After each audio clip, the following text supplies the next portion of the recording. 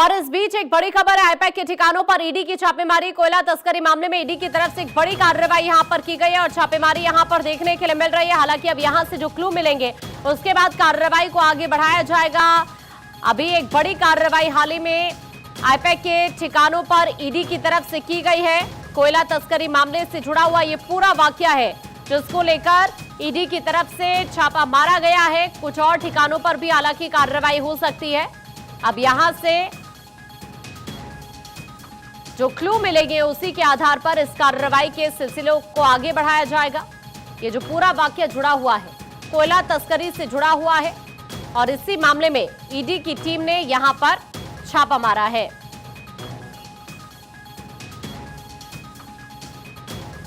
तो बड़ी खबर इस वक्त हम आपको ये बता रहे हैं।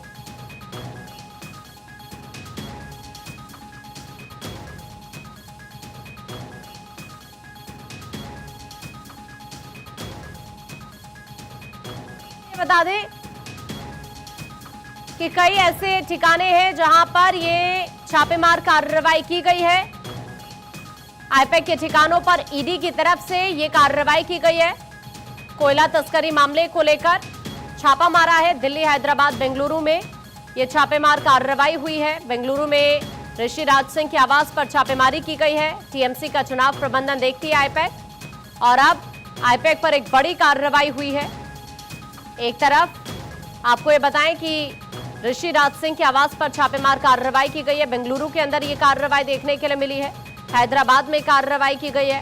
उधर दिल्ली में भी ये कार्रवाई हाल ही में की गई है। तो ये बड़ी खबर इस वक्त हम आपको बता रहे हैं।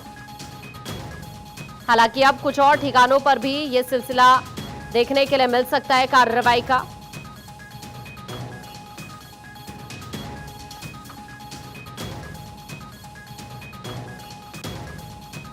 फिलहाल बड़ी खबर इस वक्त ये है कि न सिर्फ दिल्ली में बल्कि बेंगलुरु के अंदर भी ये कार्रवाई हाल ही में की गई है। इंडियन पॉलिटिकल एक्शन कमेटी, जो कि भारत का सबसे प्रमुख राजनीतिक परामर्श संगठन है, और आपको ये जानकारी दे दें कि हाल ही में ईडी की तरफ से छापेमारी की गई है। आईपैक को लेकर ये बड़ी खबर मिल रही है। कोयला तस्करी मामले को लेकर ही ये कार्रवाई ईडी की टीम की तरफ से की गई है। वरुण इस वक्त हमारे सहयोगी हमारे साथ जुड़ रहे हैं जानकारी के लिए। वरुण, क्या अपडेट है इस कार्रवाई को लेकर? देखिए, ईडी की तरफ से ये बात की गई है कि जो कुछ टीमें हैं वो आईपैक पर जो छापेमारी है वो सुबह से कर रही है। कुछ मनी लॉन्ड्रिंग और उससे जुड़े जो एविडेंसेस हैं वो मिले थे और उसी को लेकर ये पूरी कार्रवाई की जा रही है। हालांकि इससे पहले भी जब इस तरीके से छापेमारी हुई थी तब बहुत बवाल हुआ था। खुद जो मुख्यमंत्री थी वो वहां पर पहुंच गई थी और उसके बाद जो ईडी के अधिकारी है उनकी तरफ से एलिगेशन लगाए गए थे कि उनके साथ मैन हैंडलिंग हुई। तो कुछ एक बार फिर से उसी तरह की जो कार्रवाई है वो होती हुई दिख रही है और मनी लॉन्ड्रिंग को लेकर जो अधिकारी है उनका कहना है कि जो छापेमारी है वो चल रही है।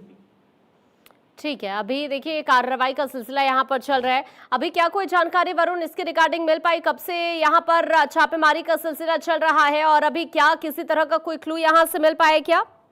देखिए, बिल्कुल जो अधिकारी है उनका कहना है कि कुछ महत्वपूर्ण सुराग मिले थे, उसी को लेकर जो पूरा जो सिलसिला है वो अभी आगे बढ़ाया जा रहा है। किस तरह के एविडेंसेस, डॉक्यूमेंट्स और क्या क्या चीजें निकल कर आती है ये तो थोड़ा इंतजार करना पड़ेगा। लेकिन इतना तय है कि एक जिस तरीके से ये पश्चिम बंगाल के अंदर पूरे इलेक्शन है तो उससे पहले इस तरह की कार्रवाई जो है वो अपने आप में कई सवाल भी खड़े करती हैं और कहीं ना कहीं इसमें एक राजनीतिक भूचाल आने की भी पूरी संभावना है। ठीक है, बहुत शुक्रिया आपका वरुण, ये पूरी जानकारी साझा करने के लिए।